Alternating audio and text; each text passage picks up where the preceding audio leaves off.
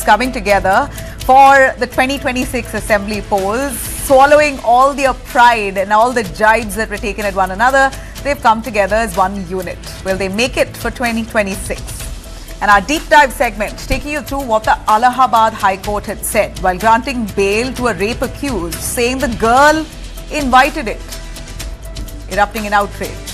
And finally, in our viral watch, we're showing you a video of a man who got swallowed by the road. It seems like the earthquake that caved the road in led to the man falling into the pit. Literally got swallowed. That video has shaken us. A lot more right after the headlines. 2611 co-conspirator Tahawwur Rana's interrogation concludes in Delhi. Terrorist questioned for 3 hours by agencies, not giving satisfactory answers during interrogation. After Telangana caste census report submitted to the Karnataka cabinet, Vokkaliga Association now opposing the caste census, calling for a fresh survey. Terrorists gunned down as massive security operations continue in Jammu and Kashmir's Kishtwar.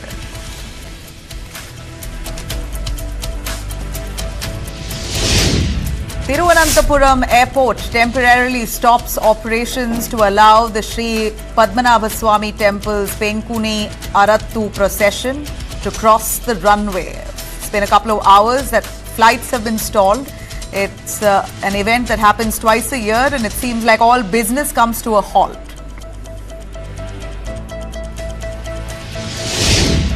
IT Minister Ashwini Vaishnav showcases new Aadhaar app for instant authentication.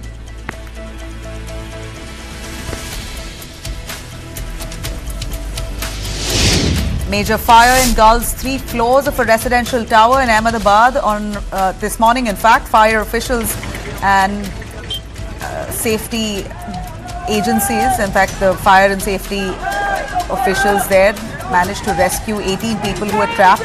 Some of them seen jumping off the terrace.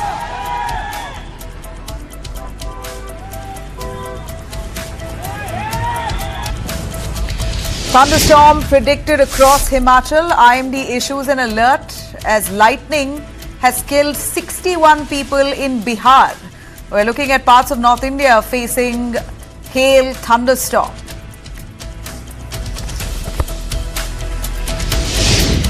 Severe dust storm hits the Delhi NCR region, forcing 15 plus flight diversions at the Indira Gandhi International Airport. Some of the visuals here showing how trees have fallen and disrupted commute. IMD has issued a red alert for the region.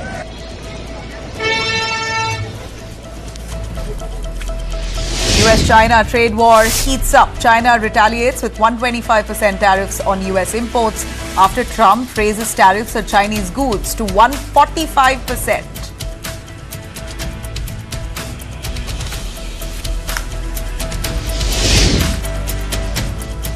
Now, swallowing the political pride in past provocations, we're looking at the AIADMK and the BJP coming together as alliance partners ahead of 2026 Tamil Nadu Assembly elections. A strategic comeback, scripted not out of choice, but sheer political necessity. At a packed press conference today in Chennai, we saw Union Home Minister Amit Shah confirming the revival of the alliance, flanked by BJP's K. Annamalai and AIADMK's Edappadi Palanieswamy. Amit Shah says the NDA will contest upcoming polls together, with Prime Minister Narendra Modi leading the charge nationally and Palanieswamy as the face of the alliance in Tamil Nadu.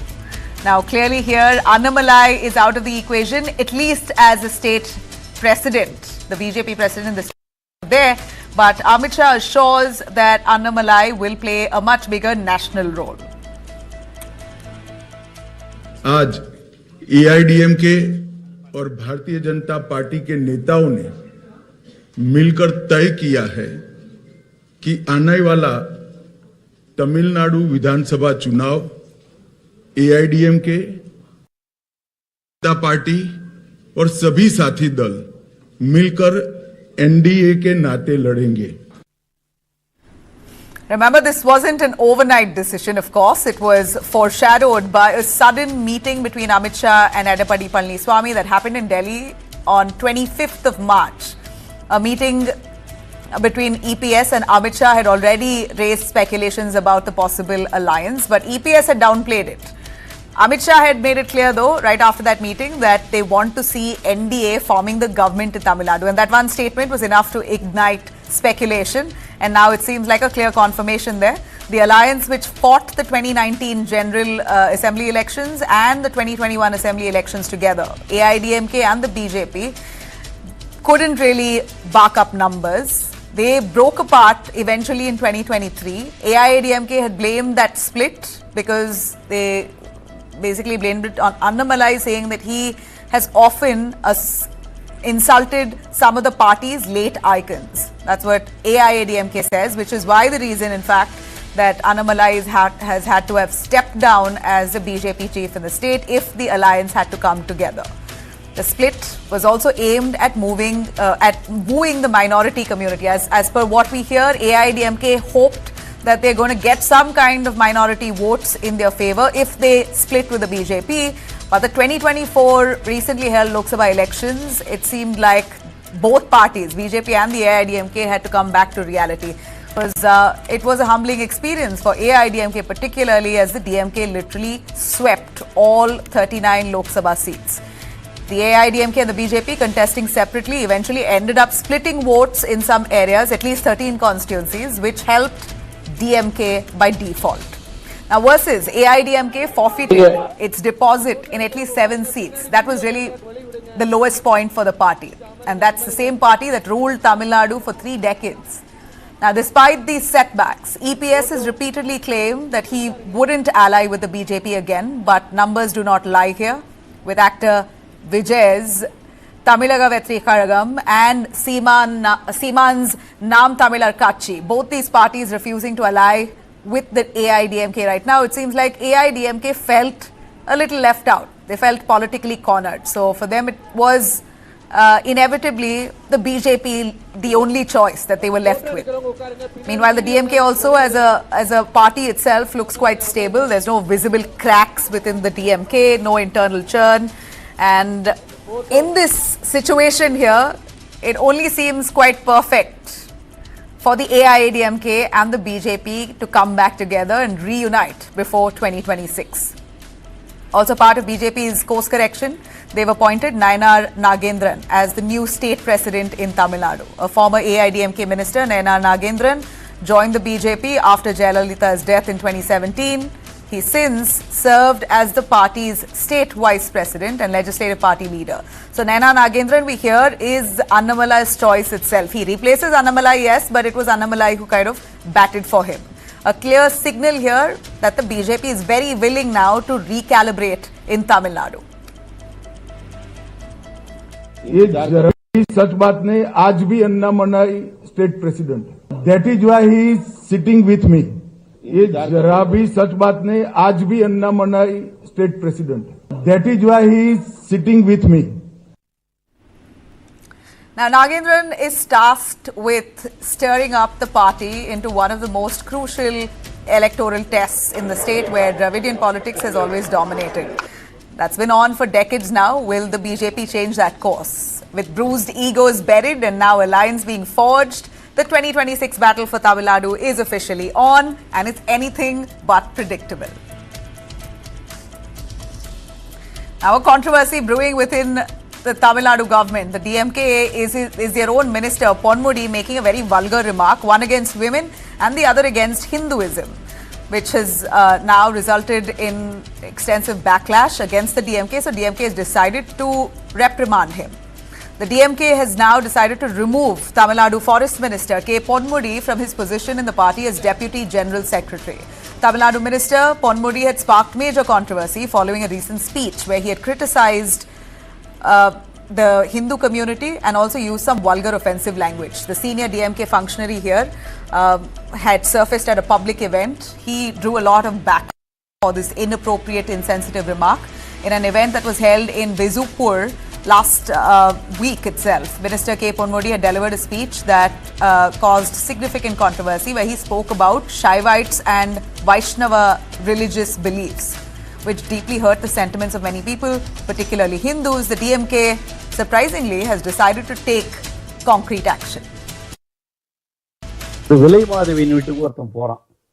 போகும்போது அங்கே அந்த அம்மா கேட்குது, நீ பார்த்து நீங்கள் சைவமா வைணவமா அப்படின்னு கேட்குது. அவனுக்கு ஒன்றும் புரியல. அவன் பணம் எவ்வளோ 5 கொடு 10 கொடுன்னு கேட்டான்னா ரைட்டு. என்னடா இங்கே வந்திருக்கிறோம் நாம ஒரு விலை மாத வீட்டுக்கு, நம்மளை சைவமா வைணவமான்னு கேட்குறாங்க அப்படின்னு கேட்டான். அந்த அம்மா சொல்லிச்சான், என்னம்மா ஒன்றும் புரியலையே அப்படின்ட்டான். ஒன்றும் இல்லை, சைவம்னா இப்படி வைணவம்னா இப்படின்னுச்சான். ஒன்றும் புரியல. சைவம்னா இப்படி வைணவம்னா இப்படி, ஒன்றும் புரியல. என்னவா சொல்கிற, இதுன்னா அது தீபம் விபூதி இது தானே, அதில் என்ன இருக்குது அப்படின்னா, இல்லை சைவம்னா படுத்துக்கிறது, வைணவம்னா நின்னுங்கிறது. He is a disgrace to the public. Like, people like him are the true representation of DMK and their parent body DK. They go to any extent to mock a religious belief, to mock the practices of a particular sect. That's so particularly with respect to Hindu religious beliefs. They go to any extent. And probably I think I want to remind Mr. Ponmudi about his leader's visit to Tirupur on one such occasion. Probably he would have drawn inspiration from that incident, which was written by the late great lyricist Mr. Kannadasan in his epilogue. So, this is a disgrace. We strongly condemn. Now, here's a story that's quite laughable if it wasn't true, though. Now, 5 Karnataka PWD officials responsible for upkeep and maintenance of court infrastructure have been suspended for hosting a birthday party celebration inside the High Court building. It wasn't just the venue that raised eyebrows, of course. To keep the party under wraps, these officials allegedly turned off the CCTV cameras. When court authorities noticed a suspicious gap in the surveillance footage during routine security checks, they launched an internal probe when the truth came out. The High Court has called this serious lapse in security. Disabling surveillance inside a judicial institution isn't just reckless, it threatens the integrity of the system itself. Because when the very people entrusted with safeguarding court operations misuse their access, it raises troubling questions about accountability and respect for the rule of law. Imagine PWD officials who are ideally meant to secure the premises of the High Court, they decide to actually turn off security cameras to have a party inside. Wonder what they did as part of that party, but well, they didn't want that to come under scanner and so decided to switch off CCTV altogether. This is what has played out in Bengaluru at the Karnataka High Court. They've been pulled up and suspended. Now, I'm sorry for the nth time I'm bringing you news from Karnataka about price rise. But this time it isn't from the government side. It seems more of a fallout on government price rise. Well, it's a ripple effect here. Private school and company bus services in Karnataka are now set to raise their fares, reacting to rising diesel costs and the recent surge in metro and BMTC ticket prices. The Private School Vehicle Association meets April 15th to finalize the hike, likely to kick in by the time schools reopen in May. Diesel just got 2 rupees costlier. Remember, just recently you have diesel prices that was raised, and operators fear that it could climb further. Another 4 rupees it could get more expensive by 4 rupees. Adding to that, we're looking at insurance, spare parts, maintenance costs and fare hikes that seem all inevitable. So it seems like these players now are increasing prices in anticipation that this could burden them.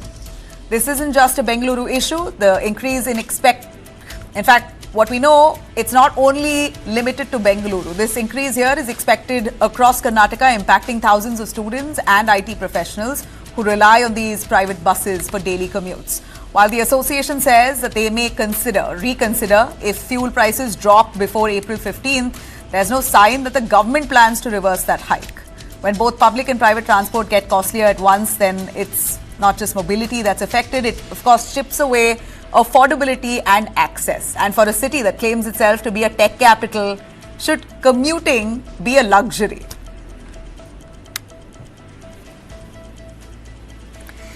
Now, A very interesting situation that pans out in Andhra Pradesh. What really began as a local council board now turned into a full-blown international level political spectacle.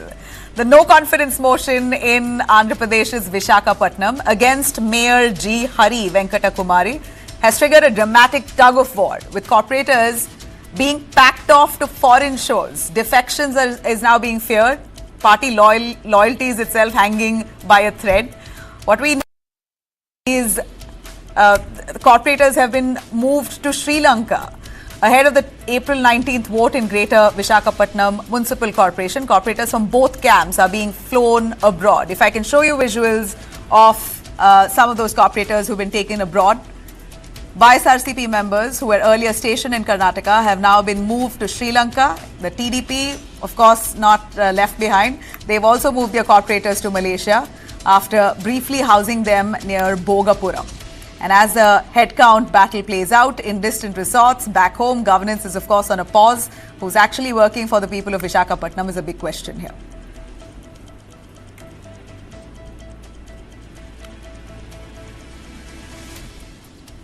If this is true, it's absolutely shameful. A school that's meant to build confidence in children allegedly chooses to shame them over unpaid fees. Is this how you cough up dues? By locking students out of classrooms right when they really need support the most. A major row has now erupted at the Delhi Public School in Dwarka, where parents are accusing the school of hiking fees without any authorization and then eventually punishing students for not actually paying up that fees.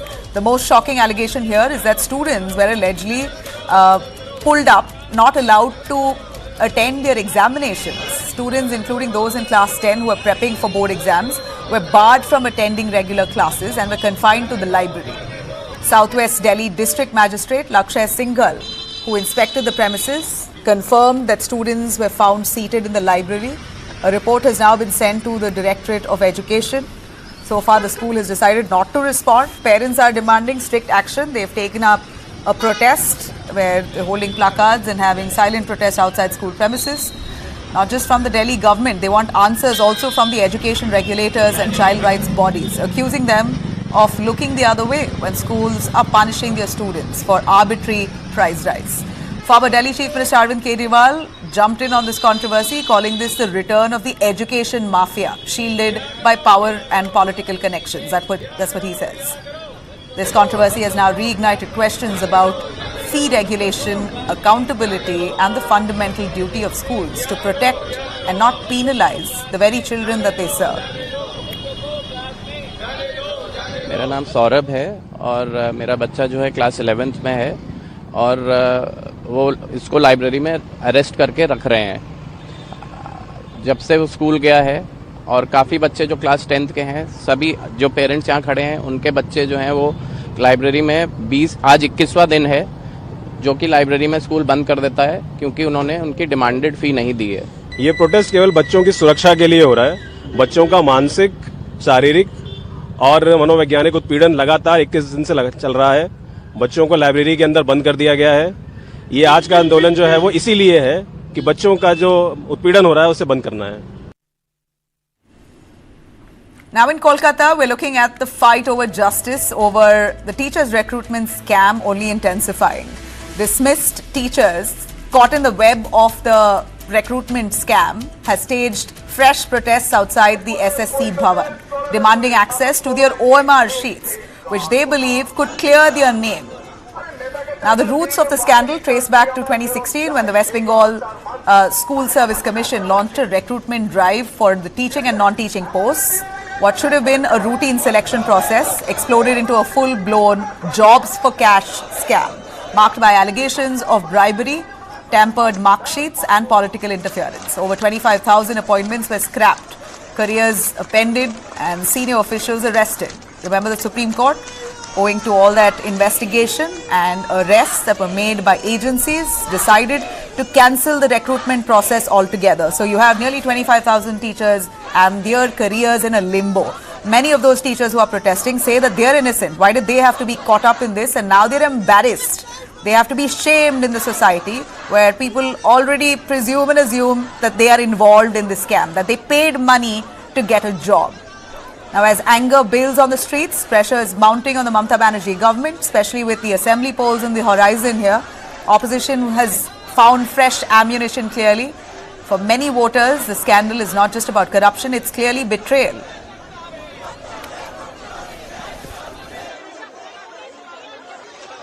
आज हमारा जो रोजगार है वो चला गया है। हम अपने जिंदगी के 25 साल पढ़ाई में बिताए हैं क्योंकि हम टीचर बन पाए। ज्यादातर लोगों का एक सपना होता है कि वो अपने फ्यूचर में क्या होना चाहते हैं, तो हम टीचर बनना चाहते हैं, लेकिन इस राज्य में जो टीचर का भविष्य है उसको ही खत्म कर दिए, तो हमारा ये पूरा जिंदगी खराब हो गया ना।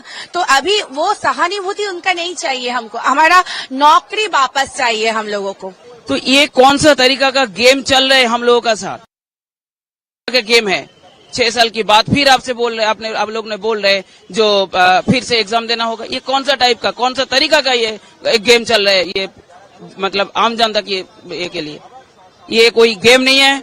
हम लोग चाहते हैं हर टाइम अभी आप ये जो OMR जो मिरर्स कॉपी है अभी इसको पब्लिश कीजिए ताकि दूध का दूध पानी का पानी अलग हो जाए और हम लोग जो रेस्पेक्ट लेकर हम लोग स्कूल में नौकरी करने के लिए अपॉइंटेड हुआ था वही रेस्पेक्ट लेकर फिर से हम लोग उस स्कूल में नौकरी करना चाहते हैं। स्कूल सर्विस कमीशन से, उस राज्य सरकार से, उस परिषद से मैं एक ही सवाल पूछना चाहता हूँ, क्यों आप लोगों ने मेरे साथ इस तरह अत्याचार किया। आज लाखों कैंडिडेट को अपने रास्ता पर उतार रखा है। क्या हमारी जगह इस रास्ता पे है? हमारी जगह स्कूलों में है, चौक डॉक्टर पकड़ने को है। हम लोग इस तरह बेसहायों की तरह रास्ते पे पड़े रहने के लिए नहीं है।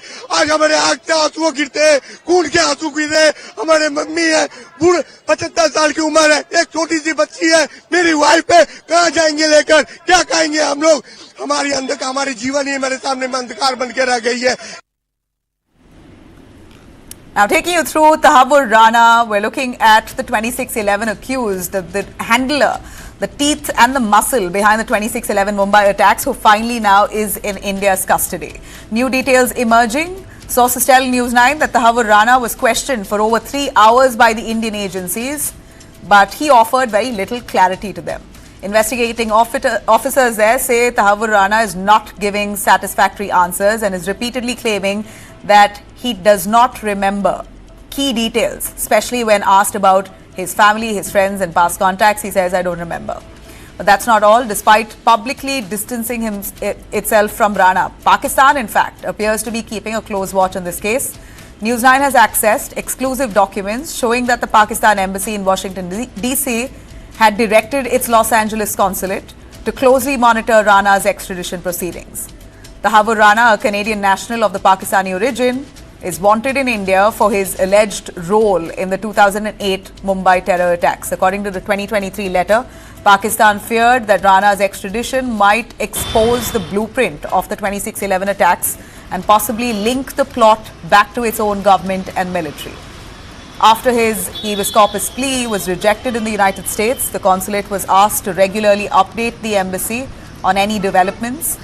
This revelation raises serious questions about Pakistan's covert involvement in shielding a man wanted for one of the worst terror strikes of Indian history.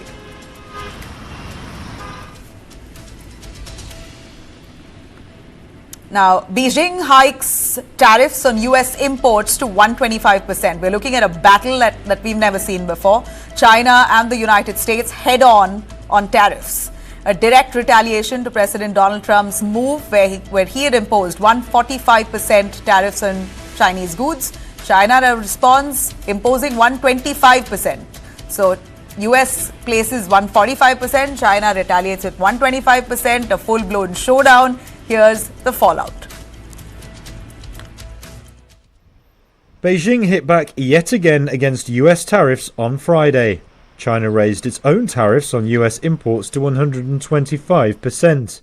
It's in response to US President Donald Trump's decision to hike duties on Chinese goods to 145%. The move further raises tensions in a trade war which threatens to upend global supply chains. The turmoil unleashed by Trump's tariffs showed few signs of easing Friday. Markets tumbled and foreign leaders were unsure how to respond to the biggest disruption to the world trade order in decades. Stocks were battered this week, but saw a brief rally Thursday after Trump paused duties for dozens of countries for 90 days. But that quickly fell away as global stocks fell, the dollar slid, and a sell-off in US government bonds picked up pace on Friday. Gold is a safe haven for investors in times of crisis, and the metal scaled a record high. US Treasury Secretary Scott Bessent tried to calm worried markets on Thursday. He told a cabinet meeting more than 75 countries wanted to start trade negotiations. We're doing very well. Trump himself expressed hope of a deal with China. But the uncertainty extended some of the most volatile trading in years. Asian indices mostly followed Wall Street lower on Friday. China's latest tariff hike also sent stocks down in Europe. The Stoxx 600 fell more than 1% on the day and was set for another drop this week, one of the most volatile on record. Now we're looking at a tragic helicopter crash that's really shaken the United States. A helicopter that crashed into New York City's Hudson River. 6 people died. Siemens Spain CEO Agustin Escobar, his wife, 3 children, all aged between 4 and 11, died on the spot. The family was sightseeing near Hudson River when their Bell 206L Long Ranger went down crashing to Pier 40. In fact, preliminary reports suggest a rotor blade may have been detached mid-air. The Bell 206 is widely used for tourism and law enforcement. It's currently under scrutiny, where investigators say this is a safety concern. Certainly, they're looking at now safety practices of aerial tour operators than the aircraft itself. They say the aircraft is very widely used, though it hasn't gone into production for the last decade, but the ones that are used and existing are in great shape. But could it be possible that this chopper was overused? Investigators are now probing that angle if the chopper's recent flight history and maintenance records are on point. If there was any sign of fatigue or stress on that chopper. Now, that chopper was used as, in fact, it was basically taking them around New York City on a tour, and that crashed, which clearly suggests that even money can't buy you safety. Video from a bystander captured the splash of parts from a tourist helicopter that crashed into New York's Hudson River on Thursday. New York City Mayor Eric Adams said all 6 people aboard, including 3 children, were killed in the crash. Members of the FDNY and NYPD harbor units arrived at the scene, and divers from both agencies entered the water. At this time, all 6 victims have been removed from the water, and sadly, all 6 victims have been pronounced deceased. Adams said the victims were believed to have included a family from Spain, as well as the pilot. Officials said the New York helicopter's tour aircraft departed at about 3 p.m. and later lost control, hitting the water upside down near Lower Manhattan. New York City Police Commissioner Jessica Tisch said divers helped remove the victims from the water. NYPD divers pulled 4 people from the crash site, and FDNY divers recovered an additional 2. Immediate life-saving measures were undertaken on the vessels at the scene, as well as the adjoining pier. 4 victims were pronounced dead on scene, and 2 more were removed to local area hospitals, where sadly both succumbed to their injuries. The Federal Aviation Administration said the helicopter was a Bell 206. The FAA and the National Transportation Safety Board will investigate, with the NTSB leading the investigation. And on that note, I'm going to slip into a short break. We'll be right back with our deep dive segment on the Allahabad High Court granting bail to a rape accused, but not without casting aspersions on the girl's integrity. He says that the girl may have invited it, that she was responsible because she was an adult. A lot more on the debate around consent. On the other side, stay with us.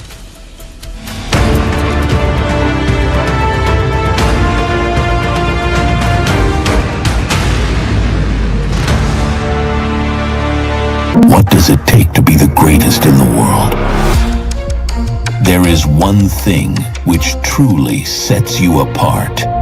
Your inner strength. So did DMD Remark, true inner strength. Bharat welcomes the world to a new era of creativity.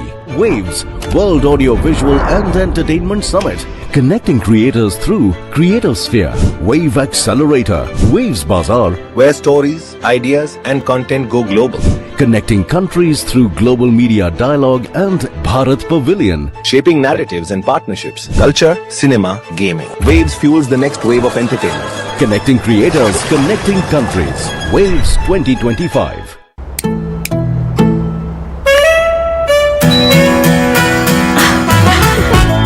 I need expert living. I need my career. Smash your way to glory at the News 9 Corporate Badminton Championship. Get ready for the ultimate badminton showdown. News 9 presents the biggest corporate championship, a battle of skill, speed and supremacy. Cash prize of 6 lakh rupees across categories. Venue, Pulela Gopichand Badminton Academy, Hyderabad. Dates, May 9th to May 11th. A chance to showcase your talent and make a mark. The court is set. Are you ready? Register now. What is to the nines? In literal terms, it's perfection. But to us, it's not just a phrase, it's an attitude. One that starts at your desk and sends a statement to the world. To the nines is about taking charge. It's a way of life where every seam, every fold, is crafted with excellence. It's timeless elegance and uncompromising quality made for the corner office. It's the ideas that inspire redefining order and elevating the tabletop. To the nines, for the leaders of today and the visionaries of tomorrow. In the age of OTT platforms, to watch or not to watch, that's the question. Because you are what you watch. It's our review, but your choice to skip it or stream it. Hello and welcome. I'm Krishna Kumar. This is Skip It, Stream It.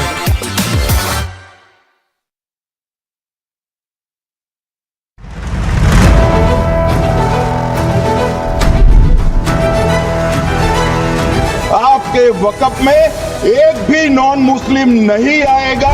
Waqf bill was passed by Rajya Sabha. Opposition parties have challenged the legislation in the Supreme Court. Can Mohammad Yunus be trusted because he met Prime Minister Modi? West Bengal Chief Minister Mamata Banerjee met thousands of teachers and educators. Tahawwur said that it took 21 months for Bharatiya Janata Party to impose president rule in the state.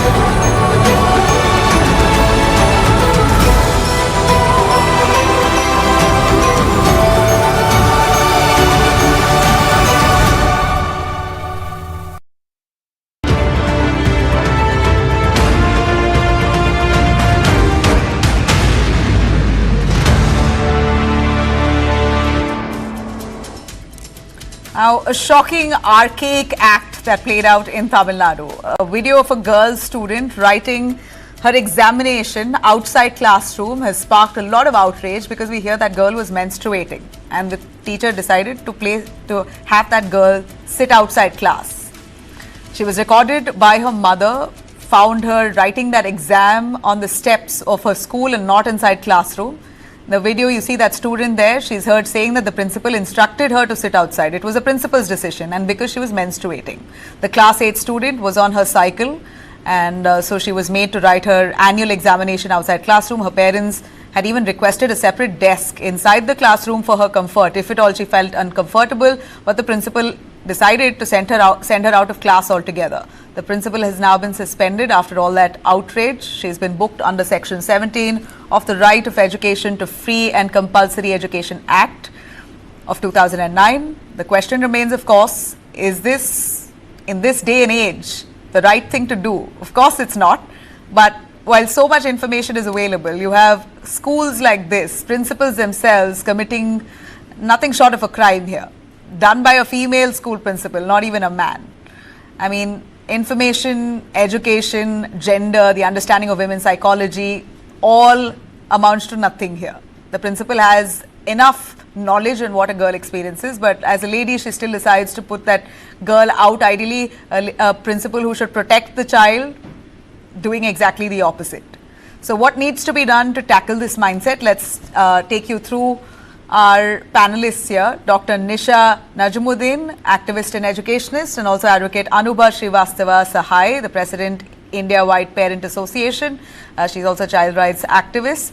Nisha, your take on what we see in that video here, that very young girl, class 8 girl. For her, imagine what kind of impression this leaves for life. It's scarring. She will always remember that maybe her first bout of menstrual cycle, she was made to sit outside. Feels like an outcast, and that will never go. It is indeed a very sad thing that even today in the 21st century, we are witnessing such kind of instances, and that too in a school in Tamil Nadu, where the technology has been developed so much, where the people are being more civilized. In spite of that, we see all this.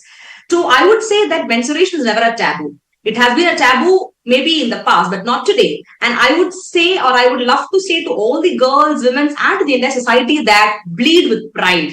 To bleed is not a shame, rather bleed with pride. And now when you again do not accept women for what she is, this is a physiological or let's say bodily changes that happens. It is something never like, she has to be kept aside. By doing such kind of thing, this shows that the lack of adaptability, the lack of acceptability of even the educational systems that is there in our country India today. We teach or we educate the children to be more equal, to kind of overcome such kind of issues. But what are we trying to teach the student today? Through such kind of examples, such a shame that a country like India is still following the menstrual taboos, which is indeed a shame for people when they talk about progress.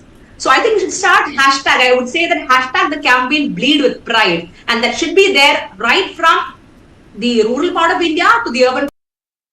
Such kind of period shaming, and where the student is struggling. Just imagine the psychological and the mental trauma. Yeah, that's what I said. It leaves a lasting scar. It's something that she'll never get over. Yeah, and this is like, forget about putting her aside. She will start considering, the child will start considering herself to be a taboo. Next time when she gets menstruation, she'll kind of completely put her down, and she feels that this is not only physiologically or putting her down, but rather psychologically it is giving a trauma to her, stating that even for the upcoming generation, this is again a taboo. This is not to be accepted at all. So we cannot even 0.1% accept such kind of heinous, and I would put it as a barbaric act also, because this is, according to me, it is kind of barbaric in nature, because just because you bleed, you make a child to sit down, and what do you get out of it? So are you really, gone out of your mind in spite of being, educated? The school or the principal and the entire facility of the faculties there shows that what sort of mentality they have. Such strict action should be taken against such kind of school and the authorities and the teachers for making the child to go through such kind of scenario. This should be a lesson indeed for the upcoming, generations too, that they do not face all this. So this is very, very sad. Advocate Anubha, who's also with us, to give us a little more on the legal aspect here and what should be the immediate legal crackdown on an institution like this. And if this is a government-run school, what does it really speak of the government at all then? Their sensitization programs have clearly failed. Thank you for having me on this show, and a really shocking incident. This morning when I got to know, I was also very shocked how come any teacher can discriminate any child or humiliate. This is not only humiliation, this is mental and physical harassment. Child cruelty, which is a punishable offense in JJ Act.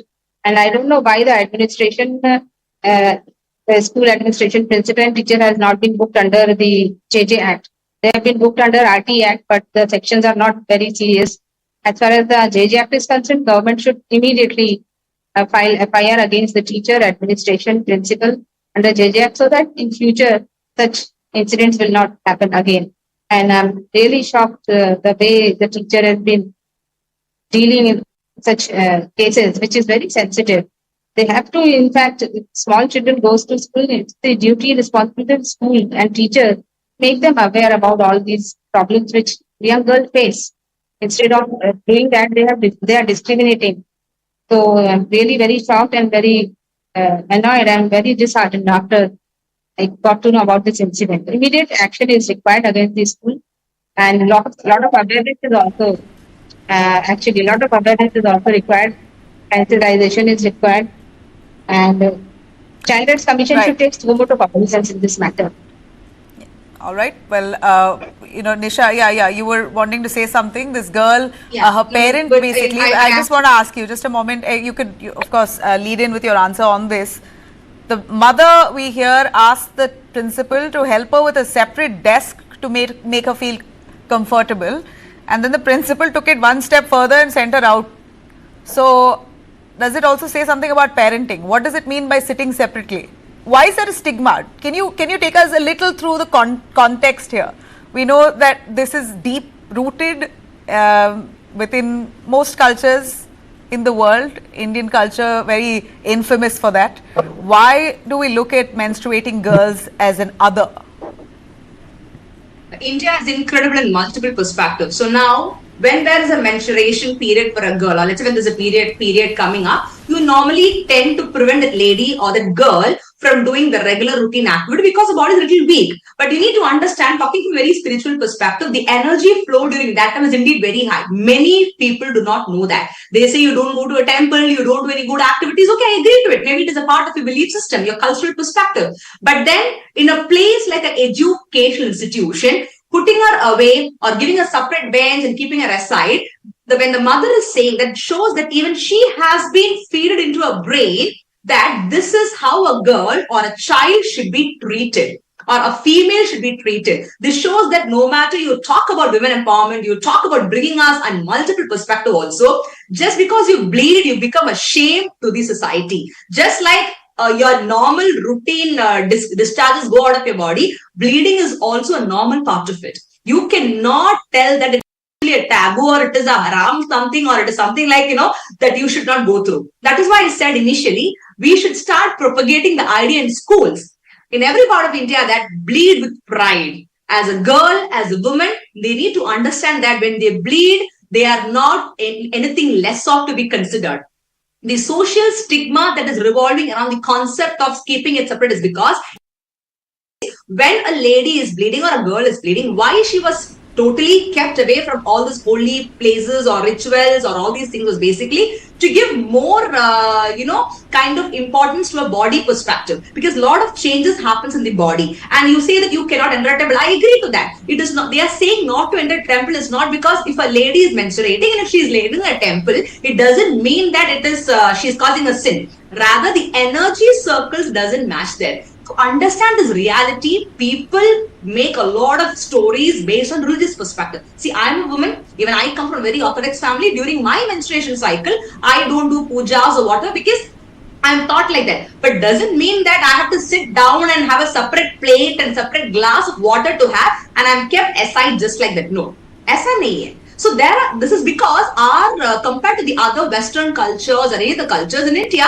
we are a little more attached to our belief system. But doesn't mean that you have to be blindfolded or you should have a blind faith in things and totally put a female down. Right. It's absolutely ridiculous. Well, it was interesting to get a slight context. It's the difference of energy that led to maybe one believing that. They need to be separated, but gone are those days and those beliefs. I think we've come a long way in education and social acceptance. Once when the thing is, I would like to add a point. So once when I had because I do visit a lot of religious places, so I normally prevent myself from doing a puja or entering a temple during this time. So I just want to know the real reason behind it, and then I do respect all the cultures. So it's because of the energy shift. And by the way, a woman has a high level of energy shift during that time. So basically because of that energy chakras only, they ask her not to enter into a certain space. It is never like God said, oh, you are a taboo, go away. Basically, it's perceived to be unclean. Perceived to be unclean. So that's the usage of word also, right? Once you get clean, then we will. Oh my God. That's the way you say it. That's definitely the reference, that's even used until date. Until date, that's the reference that's used on periods. When you're clean, then we'll go here. When you're clean, then we'll go there. So why is Anubha, final word to you? Understand this? but people don't understand that when you're unclean, because of the uncleanness only, you can even give birth to a new life to make it more clean. Oh my God, people are crazy. They need to come out of this stigma. Ms. Anubha, your final word on the action that should be taken, and how would you see this? Why is this even perceived as dirty in the first place? Yeah, see, I am again saying that the administration and even the state government should also intervene. This is such a matter that the state government should spread awareness among schools if they are not aware how to deal with such cases. And we don't think that we need any kind of guidelines as such for dealing such sensitive matters. And strict action must be initiated immediately. They have not taken any action. They have taken under RT Act. But I request the government and authorities to immediately register FIR against the school authorities, administration, principal, teacher under JJ Act, so that in future no such cases will not be repeated and our children will go to school safely and will not be humiliated. All right, thanks very much, Ms. Anubha and Nisha, for joining us on this very interesting story that has led to the principal suspension. We hope this sets precedence in the 21st century. In today's modern India, there's no place for this kind of bias. All right, we're shifting our focus here on a verdict that's come in from the Allahabad High Court that's really led to a huge debate on consent. Did she invite trouble? That's exactly what Allahabad High Court seems to have suggested while granting bail to a man accused of rape, triggering outrage from activists and legal experts who say the order dangerously blurs the line of consent. The case dates back to December 2024 when a postgraduate student accused a man of raping her after a night out in Delhi. The defense claims that it was a consensual act, that she was willingly accompanying him. She accompanied him all the way to his house. They decided to chill together and consume alcohol at his home after they met at a restaurant where they were friends together, and then they decided to leave together and go back to his place. They were both drunk. So the boy says it was consensual while the girl calls this rape. In granting bail, the court acknowledged that both parties were adults and the survivor, a postgraduate student, he very explicitly underscores, is capable of making her own decisions. She's an adult, seemingly educated, that's what he suggests. She's adult, she can make her own choice, so she invited it. If she went to his house, she may have invited it. Now, it's Justice Sanjay Kumar Singh's remarks that has stirred up a storm here. He said, and I quote exactly his words here, even if the allegation of the victim is accepted as true, then it can also be concluded that she herself invited trouble and was also responsible for the same. Has also cited the medical report here, which noted a torn hymen, but said the doctor could not really confirm sexual assault in this case. Critics argue that the judge's language not only places blame on the survivor, but dangerously dilutes the legal understanding of consent, and that being intoxicated does not really equal to giving consent. Basically, just because you're drunk, it doesn't mean you agree to what's happening. And going to someone's home, most importantly, is not an invitation to sex. Well, this is a backlash that the judge has received for his verdict. Now, the man has been let off on bail. This case certainly continues. We're going to see if that girl comes back to fight or appeal in the higher court. But yes, the accused has the right, he definitely has the right to defend himself. Courts also must weigh evidence quite carefully, but should a woman's education level or alcohol intake be really used to justify or explain why and what happened to her? Was it rape or not?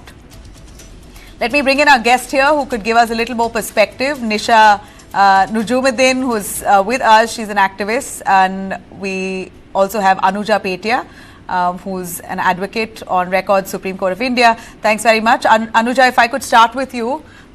You know, we're looking at clarity being blurred. Both parties here were intoxicated. And we know when both parties are intoxicated, the waters get murkier. But mutual impairment doesn't erase responsibility. It, of course, demands greater sensitivity to boundaries. Now, this question here about the judge itself saying that the girl invited it. Of course, that needs to be condemned. But what is the serious legal implication here? I mean, what is the buzz around the legal circles on this verdict? Shifting the blame entirely on the girl. That's what it seems to me. Yeah, so see, there are a lot of aspects to it. First of all, courts have to be very clinical in applying law. This is not a public discussion, or this is not a discussion we are having in a drawing room where people can have different, moral opinions on what has happened. So a judge has to be very clinical on about applying law, and you cannot pass moral decisions, particularly when you're passing an order in bail, which is very, very preliminary. Nothing has come out yet. Evidence has to be investigated, etc. So blaming the survivor is sending out a really wrong message, because we all know that it's anyways very difficult for women, particularly in India, to come out and complain about sexual offences, because this is exactly what happens. This is what happens at this level of police thanas, stations. We know how sensitive police is to issues like these, but when something like this comes from a high court, it is very discouraging. So my first take on this is that there shouldn't be a moral judgment. There shouldn't be any moral remarks at all when a judge is granting bail. Legally speaking, there are three factors which have to be considered while granting bail. Will he tamper with evidence? Will he influence witnesses? Will he abscond? That's all a judge needs to consider, which I don't see that in this particular